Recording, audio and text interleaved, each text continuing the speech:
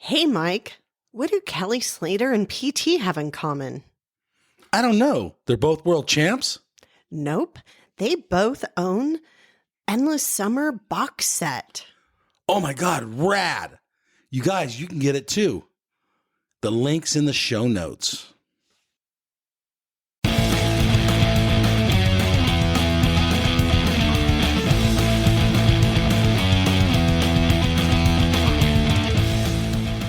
Hey, this is Mike with the Quivercast, brought to you by quiverbuilder.com, an online community where you buy, sell, and surf for your next magic board. Hello, everybody. This is Mike here with the Quivercast, and today's special guest is Mike McBride. How you doing, Mike? I'm doing great, thanks. Mike here has his own business. It's a beach house ding repair. How'd that start? Let's go straight into it. There. Yeah, I mean, it started kind of doing it professionally. Really, kind of started when my kids started middle school. Okay. I was always doing my own boards. I'd done them since I was a teenager.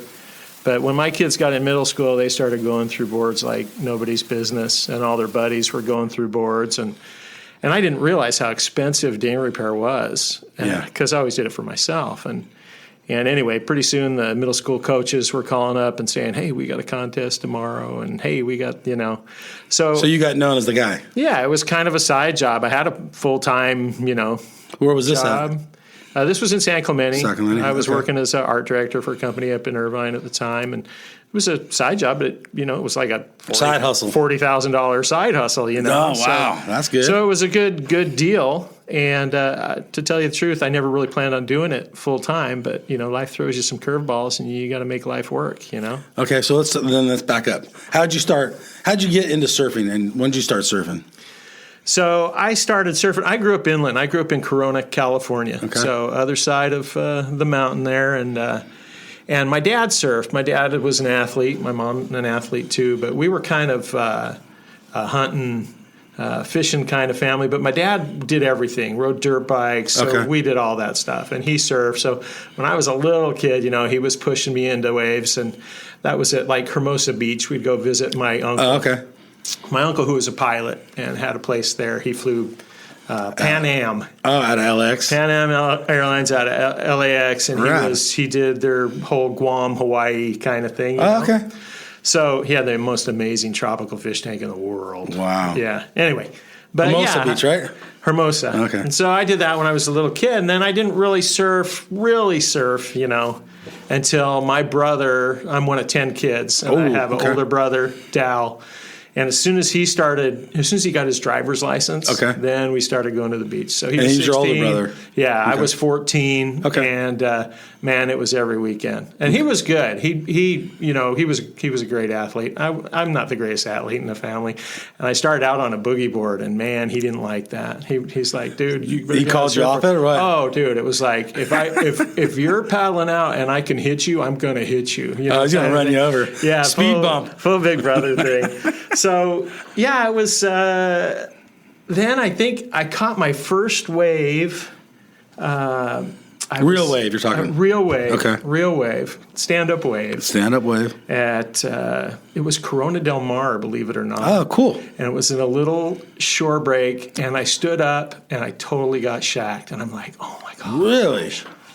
I didn't get out of it. I got worked to pieces, beat into the sand. But I'm like, oh my gosh, I got to do this. And then it was pretty addicting. Every time I could come, I was coming with my brother, and he was pretty good about taking me. So it was awesome. I think the traffic was probably like No quarter. traffic. Yeah, amazing. My right? senior year in high school, I had my two first classes I didn't have classes first and second period. Cool. And I was in Corona. I would drive down, get here to Trestles at, when it was dark, paddle out and get back to school before third period, which was PE. So I would shower in PE. Cool. And I was the kind of, I wasn't the surfer guy at school. I was the guy that surfed at school. Okay. But, the guys wearing, in the 80s, there's guys wearing the puka shells and the bro dudes. But I was like a full woodshop geek, but I surfed my brains out. Yeah. Wow, that paid off today, being the woodshop geek. Yeah, it does. Yeah, my background's really kind of led me to this, which has been really cool. Okay. You weren't wearing the OP shorts. I did have some OP shorts. Right. I think we all did. I'll cop to that one. Yeah. All right. Okay, so then Corona, where does that lead you? So you surfed during high school. What happens after high school? So after high school, so in high school, like I Just said, surfer. woodshop geek, right? Okay. But trying to get in the water. Surfing, woodshop, motorcycles, ride my Okay, cool. dirt bike. So And Corona's probably a lot different back then. oh, Corona! Kind of country, I rode my Elsinore 250 to high school. Oh, right. Parked it in back of the wood shop, so I could go nice. almost all the way through Orange Groves. And Wow. Different time. It was great. Different time. Yeah. It was a great time. Yeah. Yeah, I did that. So I was really into the wood thing, and I won a few wood shop awards. Oh, cool. In fact, I had guys from. In fact, I won the state Industrial Arts Award for the state of California. Nice. Don't know what that is, but that sounds cool. I had a guy from Long Beach State get a hold of me and say, "Hey, come up and go to school." But I really don't know why I didn't work on that a little bit more. But I had always planned on serving the mission for my church. Okay. I'm a member of the Church of Jesus Christ Latter-day Saints. Okay. Those Mormon guys. Yeah. And so after high school, I went to Argentina, learned Spanish. Okay. And then when I came Did you home... get waves in Argentina? No, just worked really hard. You have to work. A lot of work. But I saw great waves in Argentina. Yeah, Mar del Plata and Rawson. Did you ever get back there and get them? I haven't. I've never been back there. But I've had a chance to travel a little bit, so that's been good. So after that, I spoke Spanish, and Baja just became the place, So I spent a lot of time in Baja. Right on. Enjoying that. Where were you surfing? I surfed, San Miguel, Shipwrecks. Such a fun wave. Cuatro Casas, just the whole thing. Whole stretch. I actually didn't make it down to Scorpion Bay until like 10 years ago. First time to Scorpion Bay. But yeah, I surfed a lot of the northern Baja. So your Spanish was fluid, so you were Spanish was great. Yeah, cool. Still use it every day here in California. So yeah, for sure. Good. And then after that, I went to college, and I went up to Utah to go to college. And while I was in college, my sister's friend was attending school in Hawaii at Brigham Young University Hawaii campus. Yeah. And I got a letter in the mail that said, we're tendering your scholarship application. Please send us some artwork. I'm like, what the heck? She totally forged. She modeled for the art department. Okay. She totally forged my name, filled out a scholarship application and everything for me. And she changed my life. I sent in some artwork, full ride. They paid my tuition, everything. All I had to do was pay for my housing. And so I went to BYU, Hawaii, just right there by the North Shore, right by the Polynesian Cultural Center. Yep. And that was great. Let's talk the Hawaii days then. So I was kind of a, regular student. I didn't have to pay very much for school, but I had to survive. Did a lot of diving, a lot of fishing, and then I actually... For food? For food? Literally for food. That's rad, though. And depending on how many Pineapple Delights they sold at the Polynesian Cultural Center, I always had a buddy bringing home a few extras of those. But great guy from the Vista area, Cam Otley, painted surfboards over there for Glenn Minami and Eric Arakawa. Okay. And the two big names of Hawaii. Yeah, Blue Hawaii and Island Classics. Yeah. And I was like, man, I want to do that. I always wanted to paint surfboards. And you're an artist. Yeah. And so he said, yeah, come on over. So for a few years, I was in the shop there painting for those guys. They had a little shop together in Mililani. Okay. And we just painted a bunch of boards. And then ding repair kind of happened when I was there. There was a great guy, I can't remember his name. Popcorn was his nickname. But he did some glassing over there. And then another guy that was a photographer. I wish I could remember his name. But he kind of taught me some stuff. And then when I learned... What do you mean? What do you mean by just stuff? Just how to glass a little bit. How to use resin and stuff. Okay. And then... So you had experience in Corona days when you ding your board in Newport or whatever. Yeah, it was very rudimentary. Right. And in fact, even in college, it was rudimentary. But I was getting, I've always been a bigger guy. So like, Vince Klein would break a board and it would come and I'd be like, hey, can I have that board? So I was surfing on Vince Klein's old boards, Ronnie Burns boards. These were a little too small for me, but they were still good for Hawaii. And but yeah, I started fixing my own boards, and then that was that. Those guys are like Ronnie Burns. I don't know when he passed away, but it's been a long time. Yeah. What year is this? You're in Hawaii. Guy. This is, so I came back from Argentina in 83. Okay. So this is 84, 85, 86, 87, around there. Okay. Late 80s. Yeah. We'll say that. Came home from there. I had studied graphic arts. Okay. And of course, as soon as I came home, I went back into woodshop. Okay. Well, let's go. I still want to talk about Hawaii. Is there anything else about Hawaii? Like, where were you surfing there? What was your spots, your go-to? I surfed everywhere. I mean, did you have a vehicle there, or did you hitch and ride, or what were you doing? I had an awesome car. I had a Dodge Coronet with a 3 on the tree. I think it had at one time I had 3 different size rims on there, but it was bad. But it was awesome. I'd have to get out like every 100 miles or so and turn the distributor because the thing would go out of time and the boat was stripped. But it was great. It was great. I had to, towards the end of my time there, I had to forge a safety sticker and just not drive it at nighttime because it didn't reflect. So. Oh, okay. But that was good. And I mean, if it was blown Konas out front of the school. Really? Oh, Goat so Island. The waves are good, huh? Goat Island and Middles. And I mean, that was just insane. So that's kind of like the heyday. Were you going a little further? Oh, yeah. No, I surfed all the North Shore. I mean, from. How are the days there going out there? Were they heavy? Good. I've never been. I would not consider myself I'm an average Joe. Okay. To tell you the truth. Yeah. Like Sunset, I got worked in the bowl. But you went for it. Sunset. Yeah, I went for it. And I got worked in a few other places too. But I like Rocky Point, and it wasn't like it was great to surf back then. You could pull up to Rocky Point or Rock Piles or Pupukea or anywhere and just get tons of waves. And who are some of the guys you're seeing out there ripping? Do you remember? Ronnie was one of the guys that just he owned it, right? And the Whole Brothers, those guys were just owning the place, and I didn't. Yeah. The main local guys, Hawaiian guys. Just the local guys. Okay. So what's after Hawaii? After Hawaii, like I said, I came home and started designing and making furniture and working for a company doing cabinets and stuff. And then I had the opportunity to move down to. I was living in Riverside. I got married. Okay. And surfing the back burner, So now I still was surfing all the time. Okay. Still was surfing all the time, but not as much as I wanted to. Right, you're in Riverside. From the time I was a little kid, I knew I wanted to live in San Clemente. That had been a goal. I'd gone and surfed. The first time I surfed trestles, So you had to have it. San Clemente. But I didn't know how I could afford it, man. Our apartment was $450 in Riverside, and that was breaking the bank, But we found this awesome place in San Clemente for $725. We had no idea how we were going to survive, But you went for it. Went for it. Got a job offer at a shop down in Lake Forest. Lived in San Clemente, and then we lived there till 2018. Okay.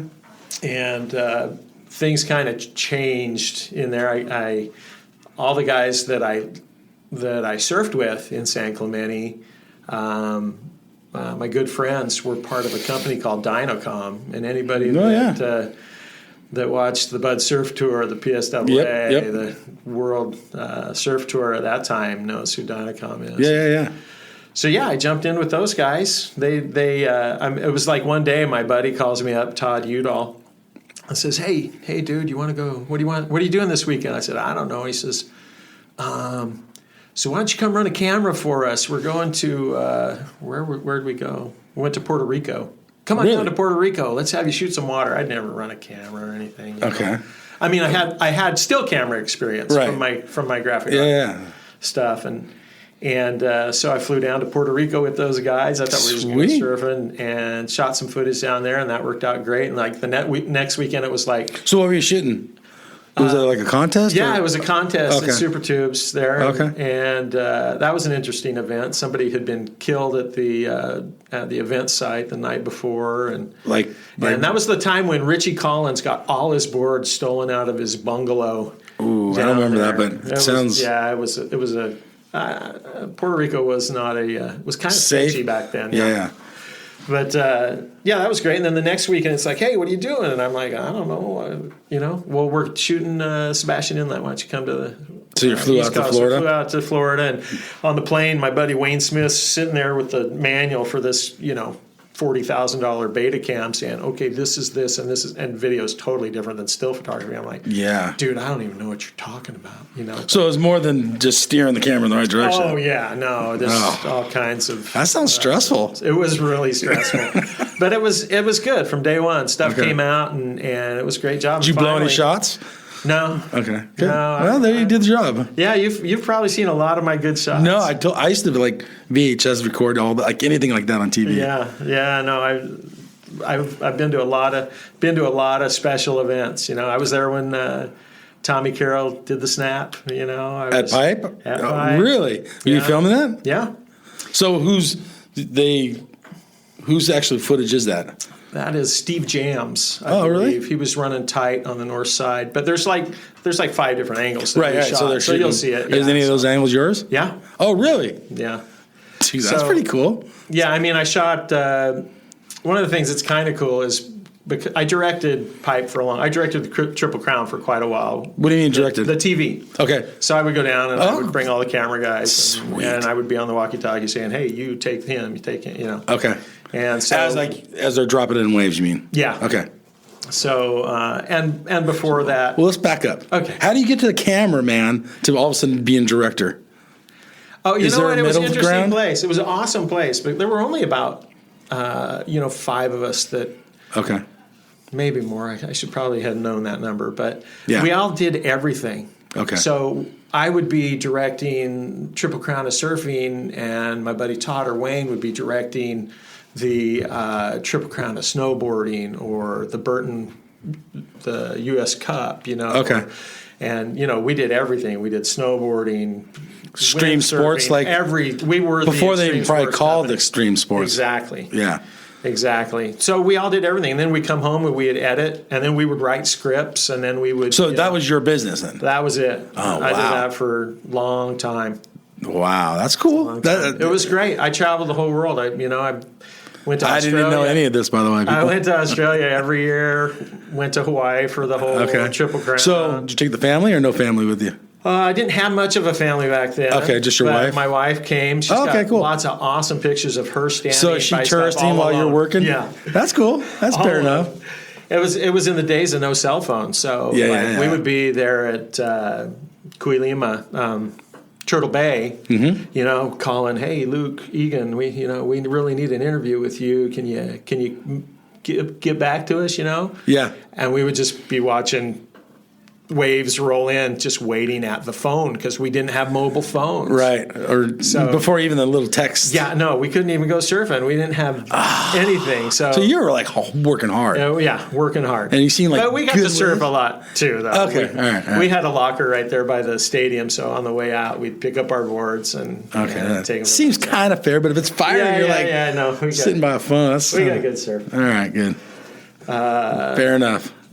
Yeah, I think probably one of the best surfs was when Hurricane Aniki came through, and anybody that was in town, we were in Waikiki doing a lifeguarding event. Okay. And dude, the day before Aniki and the day after Aniki, we were surfing like triple overhead threes and pops, and it was crazy good. Really? I mean, crowded or uncrowded? it was uncrowded and like crazy perfect conditions. It was Really? amazing. Yeah. So Anyway. like the offshore, interesting. Yeah, offshore beautiful. And what year was that? I wonder. Do you remember? It was in the late 90s. So no one from like the whole island didn't just like show up there, or the whole island fire? No, the whole island was locking down, man. Oh, Yeah, So we what were in made a you reef- guys go out? Well, because we were there. When it hit, Was hit it hard advised though. We against were like going? in the Reef Hotel, and the whole carport filled up. They moved people out of our hotel, but it was like heyday for us. It's like, go get the beta cams and we'll get some news footage stuff. Yeah. So did you guys sell it to the news? Yeah, we went out and shot a bunch of news stuff, a bunch of ENG Oh, that's stuff. awesome. So that was fun. Yeah. So then where do we go from there? From Dynocomm, that was interesting. That was So how did that? Is that still around, Dynocomm? So Dynocomm's over. Okay. It was the brainchild of a guy named Alan Gibby, and Alan was really, back then he did amazing stuff. He really put himself out there, and he built a company that really brought all those sports to the forefront. The mainstream, you mean? To the mainstream. I mean, so it went from film to video. So you guys were jumping in early video. Yeah. Right? And there's a difference there. Yeah. And this guy had the Yeah, and he was just all over it. I mean, he did the OP Pro, he did the US Open, Okay. he did all that stuff. And, first windsurfing, first snowboarding, maybe Miller probably did the first snowboarding, but first televised live event, or not live event, but first televised real whole event. Mm-hmm. It was all competition stuff. First, it was the Scurfer Invitational. So first wakeboarding, it's just, so any sport. and this is a lot of this is on ESPN, right? Yeah, ESPN, Fox, Prime Network before it was Fox. Right, but some of that stuff seems like before Prime Network. Yeah. I mean, okay. I'm just thinking of it myself. And then we did the world tour too, the ASP World Tour. So we got to go. I got to. Were you guys like the contracted guys for all the events? Mm-hmm. Oh, nice. So, what about the pros? How did they treat you guys? Being the camera guys. You know what were they like trying to get in front of you? No, or they just ignore you. You know what? It's really interesting because when you got a camera, everybody's really nice to you. Right. That's what I'm thinking. Johnny Boy Gomes loved us. Really? Yeah. Tough guy. He was the tough guy, right? Sonny was a pretty tough guy too, but he loved us with the camera. Oh, cool. They were nice to us. There wasn't a guy that wasn't cool. So it was a great time, and we got to talk and hang out with all of them. So I actually have a question. You may not want to answer this, or you may not even know. Because you brought Johnny Boy Gomes up and Sonny Garcia, known as their character. I don't know is it their character that they were tough guys, or do you think in real life they were tough? They were tough guys. Yeah. Both of them were tough. But only maybe if you got disrespected them or something. Yeah, I think that I'm just because you said that I just thought of the. They were. Both of them were pretty aggressive natures. Okay. They had pretty aggressive natures. But you ask anybody that knew them, they were just the best guys in the world. Yeah, awesome guys. Okay. And they were always good to us. So yeah, cool. Interesting. All right, so we move on. So you're still talking. So we were doing Supercross in, I think it was like 2003 or something. Okay. Anyway, a lot of promises made to Clear Channel, Disney, whatever, and then handshake deals. Nothing on paper, and they pretty much put us under. They just left us out to hang for hundreds of thousands of dollars of production that we did for them. The one guy says, we'll do it. Big guys. The big guys. So it wasn't. Wow. The deal is that it wasn't the guys that was dealing with us. It was, throw it in. Okay, we got to do it. But there's like, when it came to pay time, it's like, well, where's the contract? And they're like, well, we shook their, too bad. So the doors kind of closed, and that was sad, but it was good. We all moved on to different things. Learned a lot. Yeah, me and my. So would you consider yourself a cameraman now? Oh yeah, still camera. Thrown into it, and now you're the man. Yeah, I still do that a little bit. So sorry.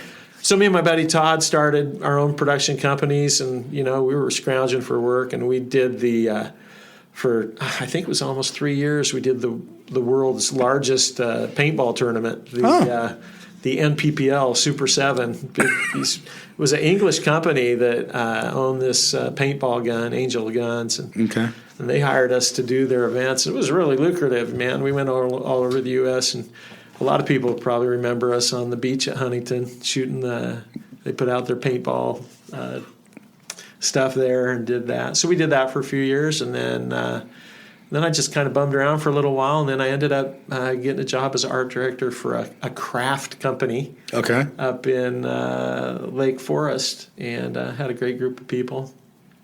And that kind of changed hands in a awkward way, and there was a little bit of internal changes, and I found myself in 2018, beginning of 2019, without a job. Ooh. So that's tough. I've been in the art world for a long time. I worked there for like 15 years, and it really surprised me that it happened. Kind of our UK entity took over our US entity, and just got rid of everybody in the U.S. Just cleaned house? Cleaned house. Made us into a satellite and took over control. But whatever. Change is inevitable, and it's not always good. It's not always bad, but it's always going to happen. So Okay. And at this point, you're living in Sacramento. yeah, living in San Clemente. So that all changed, right? At the same time, I Were you still doing? This is when you're in. At this period, you're doing the ding repair. At this period, yeah, I'm doing repair on the side of my house. Yeah, a little just side on the hustle. side of my house in the Yeah. garage. In this garage, you can see a picture on the wall, yeah. full of motorcycles and A dust. lot of toys. Yeah. We came down here and I thought, well, I'm never going to get another job directing art because I know that they just want fresh guys out of college. Inexpensive. Inexpensive, cheap. So how would an art direct? Wouldn't it change since the magazines are out? Were you a magazine? No, so Like the paper company, versus- our company, we did all our own packaging, all our own catalogs, gotcha. all our own magazine ads, all our own catalog, all that stuff. All So the marketing. there was a lot to do, all the marketing collateral and stuff. There were, the whole time I was there was between 10 and 20 different people working for me in that department. So Okay. it was a good department. Yeah. I had to fire them all, unfortunately. And then you got. And then they sent me away. Did you see that coming on a personal note? You don't have to answer it, but I didn't. you thought you were saved. I thought I was a little bit safe. Oh man. But, whatever. I don't, no grudge. Things happen, whatever. That's just seems like a It was rough. And at the same time, the life house that thing. we were living in, the landlord says, hey, we're selling the house. His wife died and he's just liquidated. So it's Yeah. like no job, no house. And so it's just like, well, there's nowhere in San Clemente that I can do surfboards on the side. Okay. And that's a pretty good side gig, Yeah. So we're like, You're surviving let's with go that. let's go to Oceanside. Okay.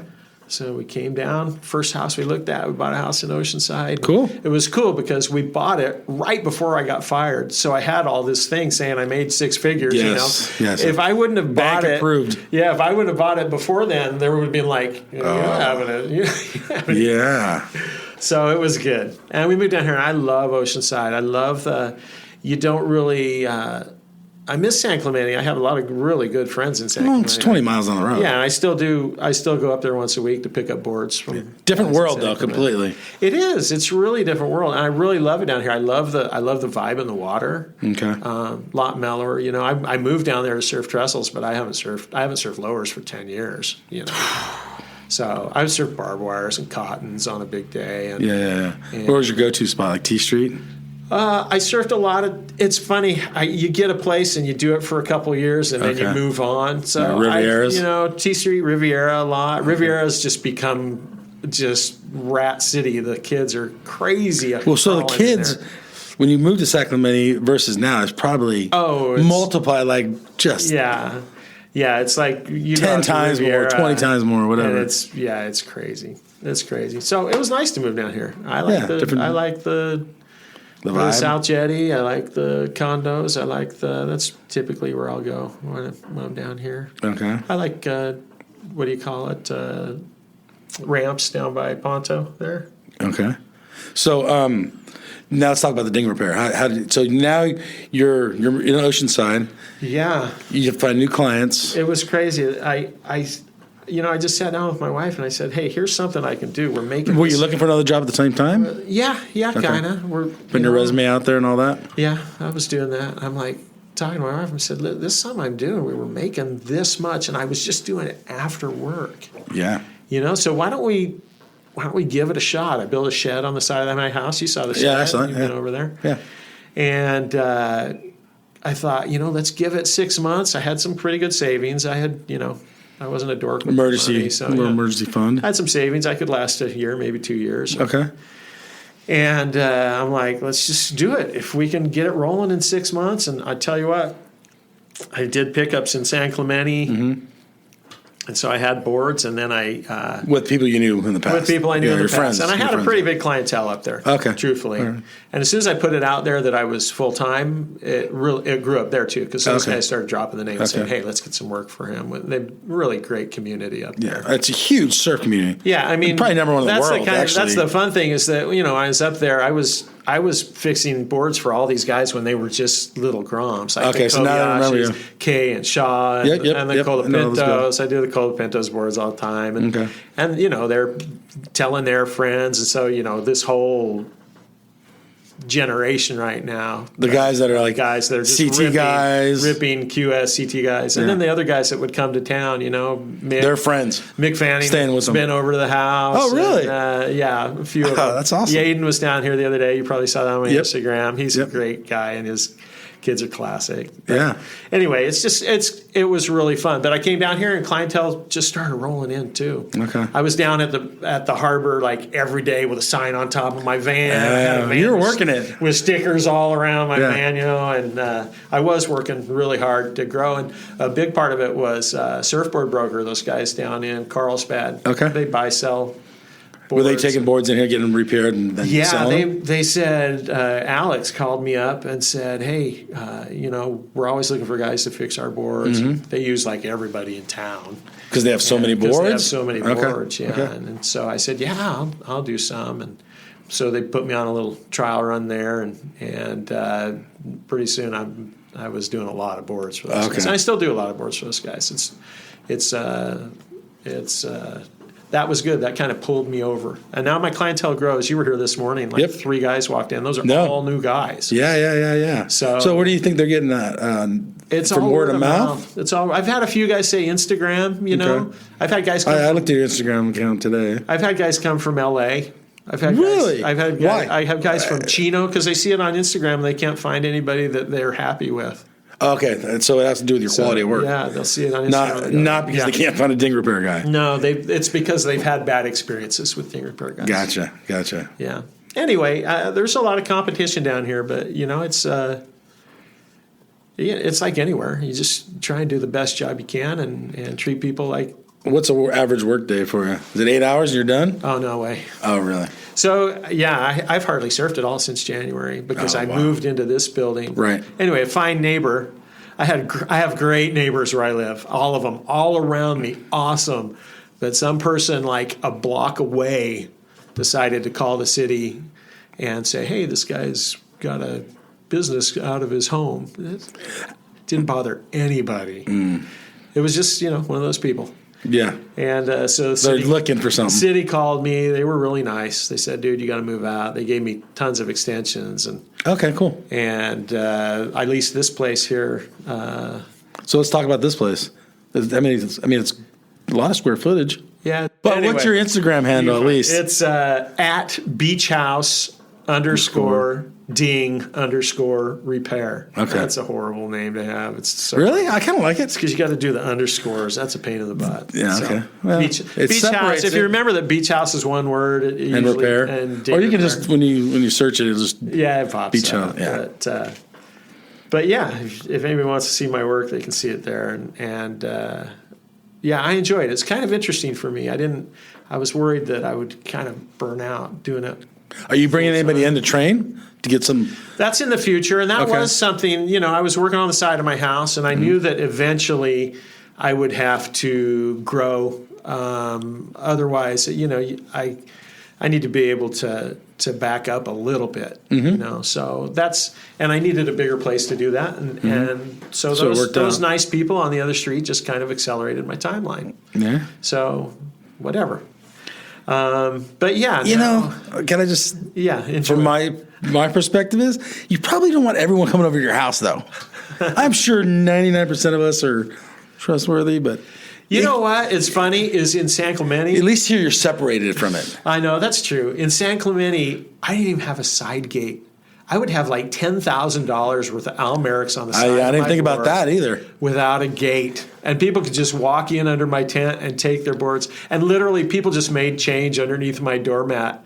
It's like, hey, Mike, I'm picking up my board. Yeah, throw it under the mat. Hey, there's $30 in here. Can I make change with it? Yeah, go ahead. Put your, you know. Actually, so that's, in today's world, you don't hear these things. Yeah. So most people are still trustworthy. Truthfully, so that's kind of interesting. 20 plus years doing it there. Yeah. And never one issue. Really? Never That's one incredible. issue. That was San Clemente. That's actually cool, though. I don't know if it has to do with San But Clemente. to tell you the truth, I do it here at my home, too. When people can't get a board, Yeah. I'll take it. I have a gate with a lock on it and Yeah. a rack there, and I'll say, hey, just come down and grab it on the side yard. I just think... The surf community's pretty on. Yeah, I think they're pretty bro. You know what I mean? Yeah, that's what I'm thinking. Yeah. I never thought about that, but we're taught to like not trust anybody nowadays. Yeah, we are. So that's kind of cool. You're even like that. My wife that's gets cool. mad at me for trusting people too much. I've been, but it's worked a few out. times. Yeah. Yeah. All right. Yeah, it's Just good. a little side note. Yeah, it's good. A little interesting fact. Okay, so then, so now here you are. You're booked up. I'm working hard, dude. I've had a few. Gosh, What was Jaden in here for? Yaden dropped off a board for a fin repair, and then he came down to pick it up and dropped off 4 more. Really? Okay. Yeah. Kingsley goes through boards pretty quick. Is that his son? Yeah. Okay. Yeah, and he has his daughter too. Yeah. Does she surf too? Yeah, she does. Sarah's super cute. So. Yeah, I saw the picture on Instagram. Yeah, they were helping me out. Well, dude, Kingsley wanted to grind into that surfboard. There you go. There's your new help. Yaden had to don't turn it on, don't turn it on. It was pretty funny. But yeah, plans are to expand a little bit so I can have a little more time to do some fun stuff. But I've had 70-hour weeks a lot down there. But part of it was, getting set up, and I'm set up now. So how long have you been here in this location? Yeah, so I moved into this. I leased this place in June of 2020. Okay.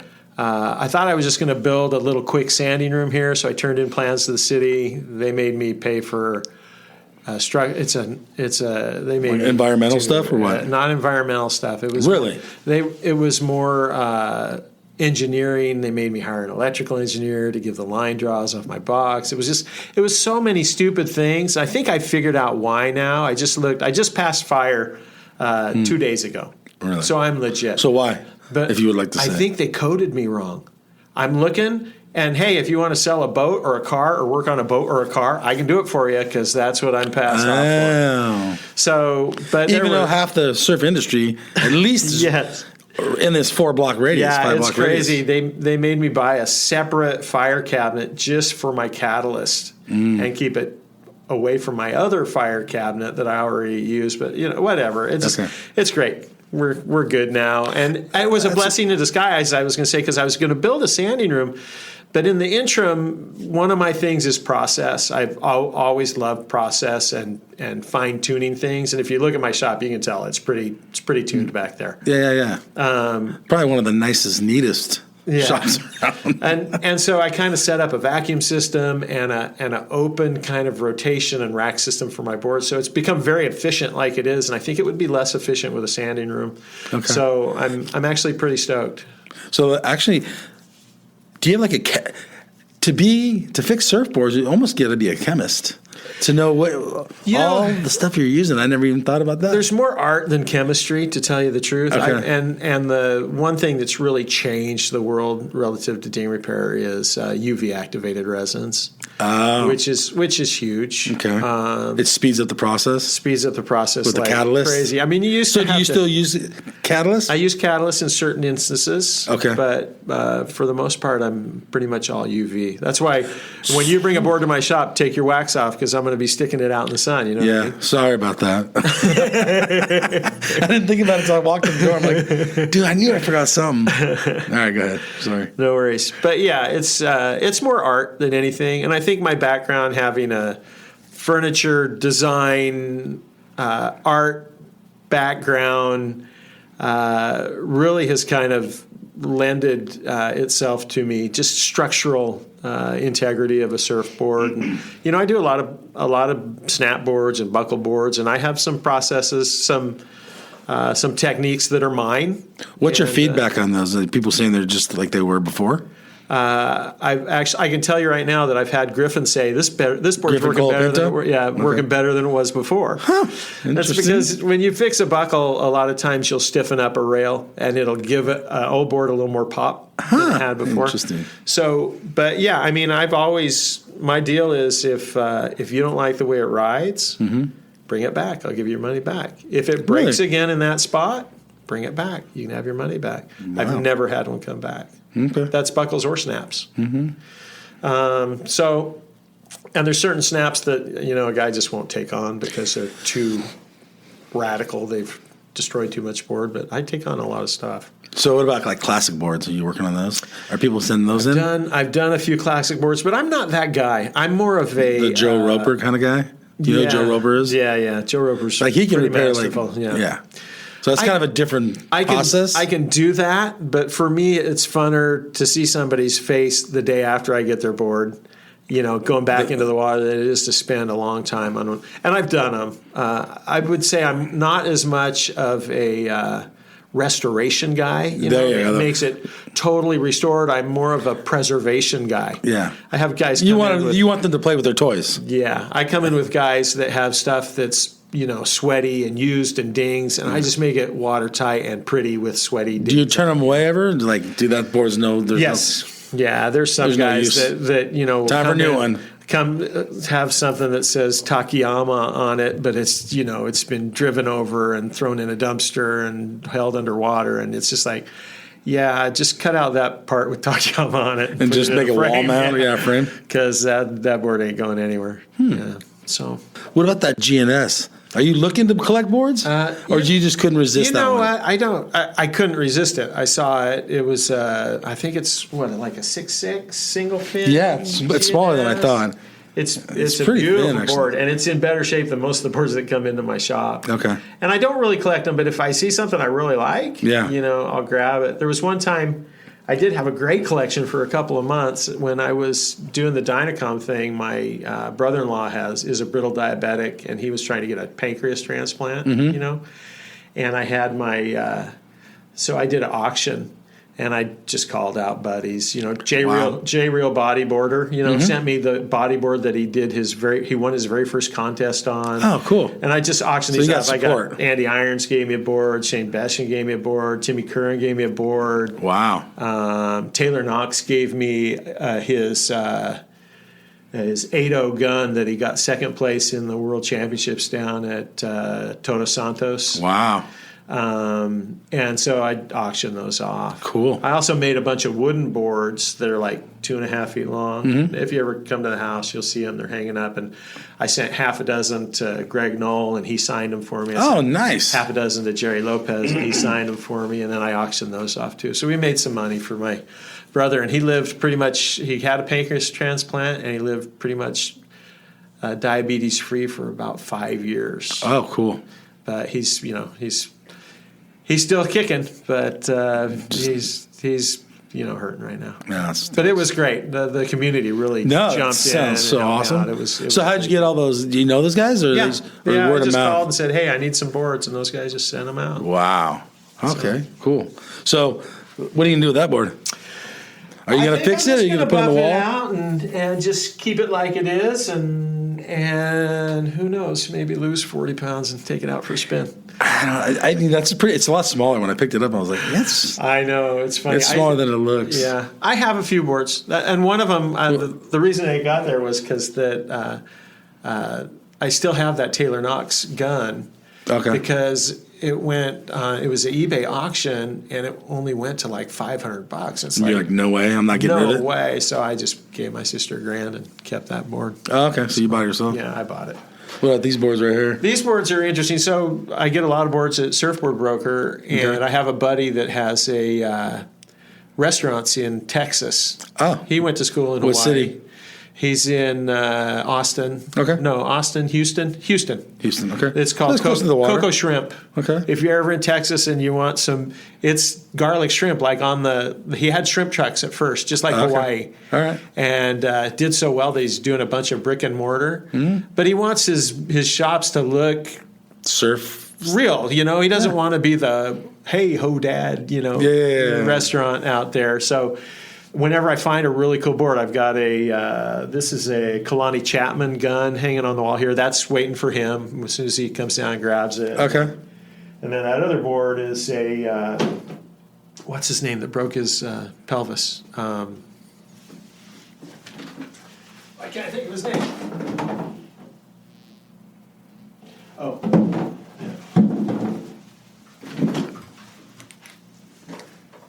Here it is, everybody. Drum roll, please. Wait. That other one is Billy Kemper board. In Oh, fact, really? It's one of the boards that he rode in the 2019 Sunset Pro and won that. Oh, okay. So, Okay. yeah, so those are just I bought those from Surfboard Broker, and my buddy bought them from Surfboard Broker, and they're just hanging until he comes and picks them up. Cool. But he puts them in his shop. He puts a QR code on them, so people standing in line can, in Texas, see they the don't history know of it. Jack. They can look at it and say, "Oh, this is so and so's board." Got a little history thing on there. and stuff. Yeah. Oh, cool. I never thought of it. That's a good idea. So it's a super cool deal. And those are two awesome birds. That's one of Griffin Colapintos there. All right. And then, so you're not really a collector, but you help collectors. Yeah. Is that a way to say it? Yeah. Yeah. If I see a really good one that's really cheap, because I'm pretty cheap, I might pick it up. So for the everyday guy, and there's an internal battle for me, especially. Well, I like epoxy. If you're gonna, what board's gonna last longer, a poly versus a epoxy EPS? Poly every day. Really, it's gonna Every day. withstand. Yeah, it's So if you don't want to be seen visiting you, Yeah. you're saying get a poly. So Or less they often. both have great attributes. right. The epoxy boards are light and Yeah, I love and them. corky, really Yeah. great. But you're going to see you're a big guy and you're heavy footed. Yeah. Your deck's starting to mush out pretty Yeah. soon. You're going to be poly. Your deck just mushes out and stays mushed. Okay. You know what I mean? You just compress it. And Yeah, it yeah, stays you can compressed. see the footprints on Yeah. Billy Kemper's board. Yeah, what happens on an epoxy is it springs back. It springs back. separates. The foam just starts to get squishy. Yes, breaks down. Stringerless boards. I don't care how many straps of carbon fiber you got laying on their side. There's no rigidity there. It's if you're going to make a inside board last for a knowledge. long time, poly. But I ride poly and epoxy. I like them both. They both got great attributes. Yeah, I was just thinking repair wise, like Repair-wise, poly's way easier to fix, too, because Yeah. you don't have to worry about anything melting out or using do you the charge a wrong different resin. price for Versus versus verse? It depends. If it's a snap or a buckle, I do charge a little more. If it's a regular ding, I don't charge a whole lot more. Like a broken fin, if I have to put a new FCS in, it's just $65 for a poly, $65 for an epoxy. Okay. Just same deal. Cool. Any other hobbies besides motorcycle? Are you still get out on the Love bike? dirt bikes. I don't as much as I should. But Well, now 70-hour that- weeks, man. I don't know how you're doing yeah, it. now that I'm a one-man show, Okay. it's like if I go out and break a leg, I've had, 6 knee surgeries. If I go out and break something, yeah. I'm not paying the mortgage. So Yeah. so I got to think about that now. But And there's no taking it easy, huh? yeah, no, there's You're going. It's go. It's all go. Okay. So I like, to tell you the truth, I love art still. I do a lot of art. Last year I carved a surfboard, which is pretty cool. If you go way back into Instagram, you can see that. It's a bunch of turtles. Okay. Looks pretty cool. But I think I'll do a little more of that. But just regular stuff. I like plants too. I'm trying to grow a bunch of plumerias these days. So In the backyard? I got some back here in the back of the shop. I cool. got some in the yard. Yeah. So And then, I don't know if you want to touch this or not. Well, let's just go for it. Oceanside's changed a lot. So in front of your shop, if in case, I don't know if you want to address that. yeah. I'll give So you even opportunity. before I worked here, we kind of referred because my supplier, my fiberglass supply is right on the corner from me. Yeah. So I'm right Literally between, 20, 30 feet. Yeah, 30 feet, which is great. And those guys are great. But we called this because I would send my wife and my daughters down when I was working at the house. Go get me some resin, whatever. Yeah.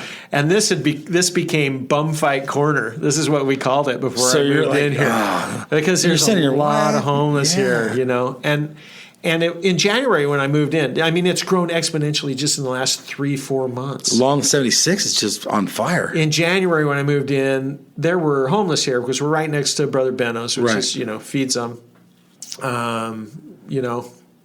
And it wasn't that bad, but it's just become crazy. There's tents on the sidewalk. Mm-hmm. Yesterday I was squirting, Feces? feces and urine out of the gutter in front of my shop, and I constantly waking people up in my doorway. And it's crazy because I'll have like a middle school mom come down from San Clemente or whatever to drop off a surfboard, and they're like, I don't really want to come in because there's some guy with a crack pipe in here. And I wouldn't want my wife doing it. Yeah, so it's really tough, and the police have been great, but their hands are kind of tied. So if you guys are, I don't know what the resolve is, but if you're in Oceanside, the way to get to it is to talk to the city council.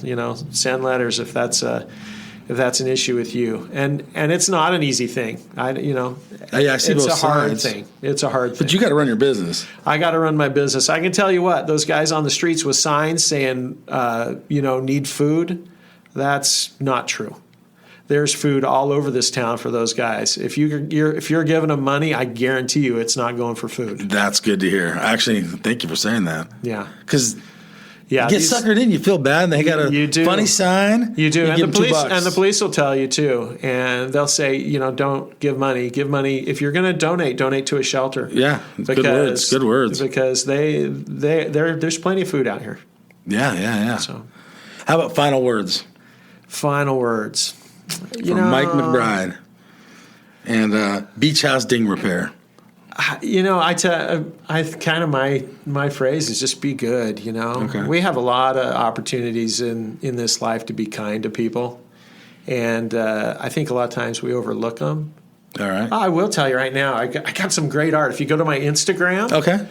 A buddy of mine, Jesse Miller, went to school with my brother-in-law. He's a San Diego lifeguard. Okay. Amazing artist. And I got this wall in my shop, and I thought, you know what? Let's just give him a wall. Okay. And, it's just an opportunity to be good. So just look for those. I think there's plenty of those out there if we just look for them. Yeah, that's awesome. Well, thank you so much, Mike, for doing the interview. And everyone have a good night, and we'll see you next week. Wait, one more. Don't sign out. Hey, make your leash ropes shorter so that your leashes don't pull through the ends of your boards. I got this argument with my son. Because he works at Surf Ride, so he does this double loop. He does a double loop, and he goes right through it, and it's tight fit. That's good. Yeah, that's what he says. That's good. Most people don't know. Sometimes he's like, too long, Dad. They weren't around when the leash was invented, but that little strap that connects to the rope, okay, it has a name. What's the name? It's called a rail saver. Literally, that's what it was called, because they didn't start with those. They started with cord through a through you remember that? Yeah, I do actually. I had this twin bungee cord through a piece of surgical tubing. Mine was leather. I had a leather strap. Yeah. But then they decided, hey, those are ripping through the board too much, so let's put this little strap that's a little wider to go get your rail. So shorten up your leash ropes. Or don't wear a leash. No, wear a leash during COVID times. Okay, one more question. Okay, we're not signing off yet. Okay. Has COVID increased your business? Oh, my gosh, dude. COVID. I can't even believe I forgot that one. Incredible. So, yeah, it seems like every kid that was playing soccer, stick and ball, football, whatever, went out and bought a surfboard to keep active. I tell you what, you put 100 kids that never surfed before in the water at Doheny, and man alive. Doheny is the worst. And none of them can wear leashes because they got to be cool. So, heck, my business I was just inundated. But, yeah, there's so many people in the water now. The business has been really good, and I just don't – we've got a whole new crop, so it's good. There's going to be some major failures. And I will say that, that's another thing that I like about this job is I like the people. You like surfers? To tell you the truth, surfers in general are full-on elitist group. I was thinking about that the other day. It's like, in some ways, no, we're all about ourselves. Think about it. We're selfish. Okay, a golfer goes out and says, hey, I have this new putter. Look how good it works. It looks weird, but holy mackerel, it works really good. I just laugh because somebody will do something new or do something different, and he'll just be chastised by this group because you're different. You're doing it. Yeah. So, maybe we ought to be a little more open-minded. But I love the people. Seriously, I can't, you love surfers. I do. I love surfers. Well, those are our final words, everybody. All right, everyone have a good night. See you later. Thanks, everyone, for joining us this week. If you liked the episode, hit subscribe, give us 5 stars, or leave a review. Like us on Instagram, quiver_cast. Music brought to you by Barry Snyder, Punk Rock Grandpa. You guys all have a good week, and I'll see you in the lineup.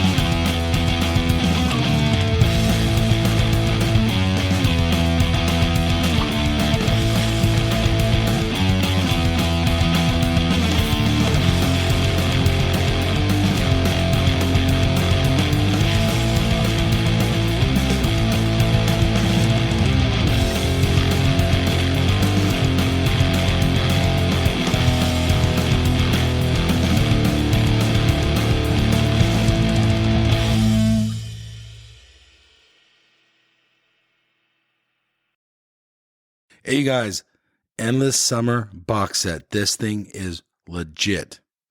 It's authentic, numbered certificate in it. It has a 5-frame film strip from the original print. You will literally own a piece of history. It has a specially minted bronze medallion. Dude, that thing's sick. Okay, there's so much more here. Go to the show notes. There's a link on there. Go check this piece of history out. This thing's rad. Seriously. Smithsonian American History Museum has it. It took 4 years of research with 3.5 in production, all hand assembled. This thing's rad. So much to this awesome box set. Remastered DVD, sharper images than the original film, but dude, this thing's so sick. Link in the show notes.